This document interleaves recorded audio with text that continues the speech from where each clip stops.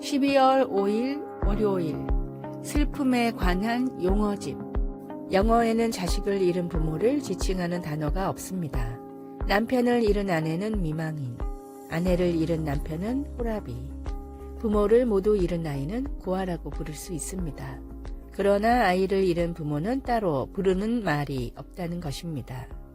유산, 영화의 갑작스런 죽음, 자살, 질병, 사고, 죽음은 아이를 이 세상에서 빼앗아 가면서 남아있는 부모들에게서 자신을 지칭할 용어마저 빼앗아 갑니다.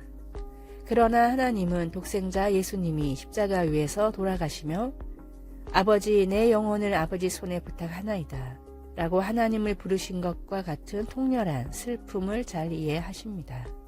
하나님은 예수님이 이 세상에 태어나시기 전에도 아버지이셨고 마지막 숨을 내쉴 때에도 아버지이셨으며 그분의 아들이 굳어진 몸으로 무덤에 누일 때에도 여전히 아버지이셨습니다. 오늘도 살아계시는 하나님은 모든 부모에게 아이가 다시 살아날 수 있다는 희망을 주시는 부활하신 예수님의 아버지이십니다. 이 세상을 위해 그리고 당신과 나를 위해 그분의 아들을 희생시킨 하나님 아버지를 당신은 어떻게 부르십니까? 아버지입니다. 여전히 아버지이십니다. 슬픔에 관한 용어집에서 상실의 아픔을 표현할 단어를 찾을 수 없을 때에도 하나님은 우리의 아버지이시고 우리를 그분의 자녀로 불러주십니다. 말씀, 예수께서 큰 소리로 불러 이르시되 아버지 내 영혼을 아버지 손에 부탁하나이다.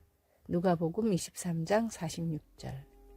찬송 424장 아버지여 나의 마음을. 기도, 사랑하는 하나님 아버지, 저의 아버지가 되어주시고 저를 아버지의 자녀라고 하시니 감사합니다. 예수님의 이름으로 기도드립니다. 아멘.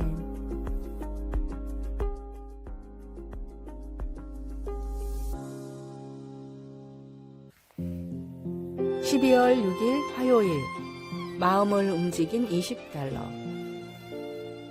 미국 캔자스시티의 사업이 망해서 노숙자가 된 스튜어트라는 남자가 있었습니다. 그는 추운 크리스마스에 도저히 배고픔을 참을 수 없어 식당에 들어가 닥치는 대로 음식을 시켜 먹었습니다. 그리고 지갑을 잃어버린 척 연기를 했지만 누가 봐도 노숙자의 핑계로만 보였습니다. 그러나 이 모습을 딱하게 본 식당의 주방장은 바닥에 당신 돈이 떨어졌다며 $20를 건넸습니다. 주방장은 $20를 주며 내가 떨어뜨린 돈이라고 했지만 난 내 돈 아니라는 걸 알고 있었습니다. 그 일을 계기로 어려운 이웃을 돕기로 결심한 스튜어트는 케이블 TV와 통신 사업으로 큰 돈을 벌면서 연말이면 거리에서 지폐를 나눠주기 시작했습니다. 그가 몰래 나눠준 돈은 26년 동안 $130만, 우리 돈 13억 원에 이릅니다. 26년간 크리스마스에 몰래 이웃을 찾아가 돈을 나눴던 스튜어트는 식도암에 걸리자 그동안의 선행을 모두 공개하며 은퇴를 선언했고 이제 다른 얼굴 없는 산타들을 통해 아름다운 나눔이 미국 전역에 이루어졌으면 한다는 바람을 전했습니다. 주방장의 $20는 단돈 $20가 아니라 사람의 마음을 움직인 선행이었습니다. 나와 삶을 구원한 하나님의 사랑을 느끼신다면 평생토록 그 사랑을 전하십시오. 오늘의 말씀, 주라 그리하면 너희에게 줄 것이니 곧 후히 되어 누르고 흔들어 넘치도록 하여 너희에게 안겨주리라. 너희가 헤아리는 그 헤아림으로 너희도 헤아림을 도로 받을 것입니다. 누가복음 6장 38절. 오늘의 찬송 405장 주의 친절한 팔에 안기세요. 오늘의 만나, 구원받은 감격의 순간을 항상 가슴에 품고 살게 하소서. 하나님의 사랑이 담긴 위로와 선행을 말이 아닌 행동으로 베풉시다.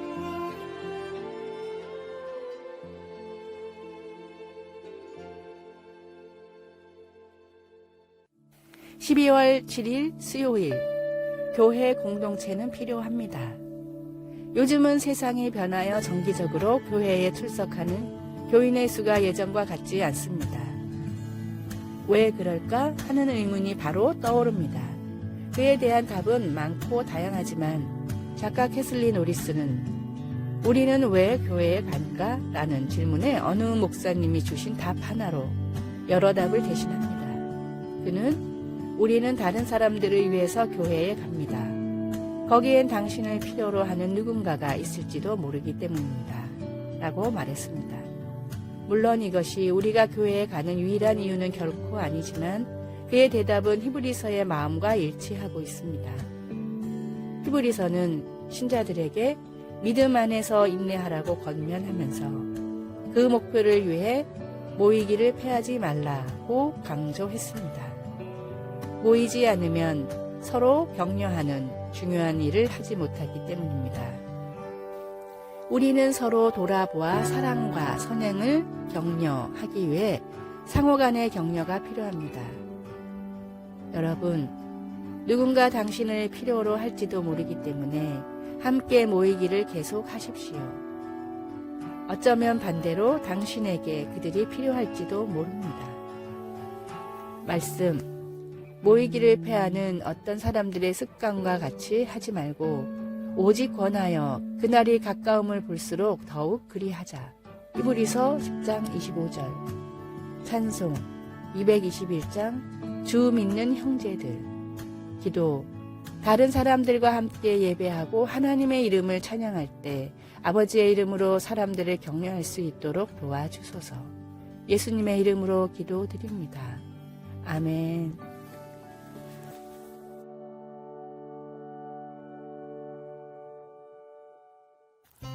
12월 28일 목요일, 그리스도인의 자기소개. 살다 보면 의외로 자기소개를 하는 경우가 많습니다. 우리는 대부분 자신의 직업이나 나이, 사는 곳을 말하게 되는데 18초 자기소개법이라는 책에는 이런 방법들이 무조건 피해야 할 잘못된 자기소개라고 나와 있습니다.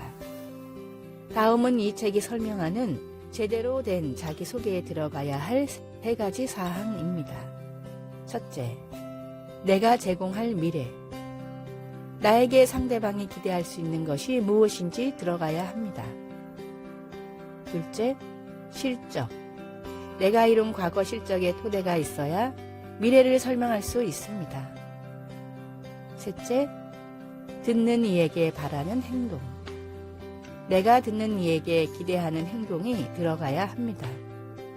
한마디로 인상 깊은 자기소개를 하려면 어디에 사는 누구입니다가 아니라 초등학교 때부터 모은 용돈으로 투자를 해서 대학 등록금을 마련한 사람입니다. 저를 뽑아주시면 회사를 위해 최고의 투자 기회를 찾아내겠습니다. 라고 해야 한다는 뜻입니다. 누군가에게 나를 설명할 때 나의 정체성은 무엇입니까? 나의 믿음과 신앙을 나타낼 수 있는, 그리고 복음을 잠시라도 전할 수 있는 최고의 자기소개를 준비하십시오. 오늘의 말씀, 너희는 세상의 소금이니 소금이 만일 그 맛을 잃으면 무엇으로 짜게 하리요? 후에는 아무 쓸데없어 다만 밖에 버려져 사람에게 밟힐 뿐입니다. 마태복음 5장 13절.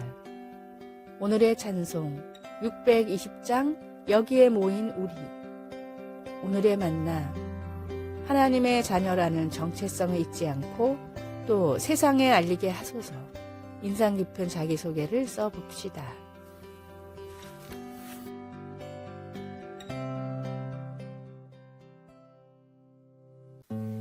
(12월 9일) 금요일, 지금 세대. 1964년 젊은 환경운동가 잭 와인버그는 30이 넘은 사람은 누구든 절대 믿지 말라고 말했습니다. 와인버그의 이 말은 한 세대 사람들에 대한 고정관념을 심어주었는데 그는 나중에 이 말에 대해 후회했습니다. 내 머리에 문득 떠올라 말한 것이 완전히 왜곡되고 오해를 불러일으켰다고 회고했습니다. 밀레니엄 세대를 폄하하는 말을 들어본 적이 있습니까? 혹은 그 반대는요? 다른 세대를 향한 그릇된 생각 때문에 세대 간의 통로가 막힐 수 있습니다. 분명히 더 잘 소통될 수 있는데 말입니다. 히스기야는 훌륭한 왕이었지만 다음 세대에 대해서는 관심이 부족했습니다. 젊은 시절 히스기야가 불치병에 걸렸을 때 그는 하나님께 살려달라고 부르짖었습니다. 그래서 그에게 15년의 삶을 더해 주셨습니다. 그러나 히스기야는 그의 자녀들이 언젠가 포로로 잡힐 것이라는 무서운 소식을 듣고도 눈물 한 방울 흘리지 않았습니다. 그는 적어도 자기 시대에는 평화와 안전이 있을 것이라고 생각했습니다. 히스기야는 자신의 안위에 쏟은 열정을 다음 세대를 위해서는 보여주지 못한 것 같습니다. 하나님은 우리를 나누는 세대 간의 벽을 넘어 사랑하라고 하십니다. 나이든 세대에게는 젊은 세대의 참신한 이상주의와 창의성이 필요하며 반대로 젊은 세대는 윗세대의 지혜와 경험에서 도움을 받을 수 있습니다. 말씀. 히스기야가 낯을 벽으로 향하고 여호와께 기도하여 이르되. 열왕기하 20장 2절. 찬송. 225장 실로암 샘물가의 핀. 기도. 하나님 아버지, 나와는 다른 세대들을 존중하며 소통하게 하소서. 예수님의 이름으로 기도드립니다. 아멘.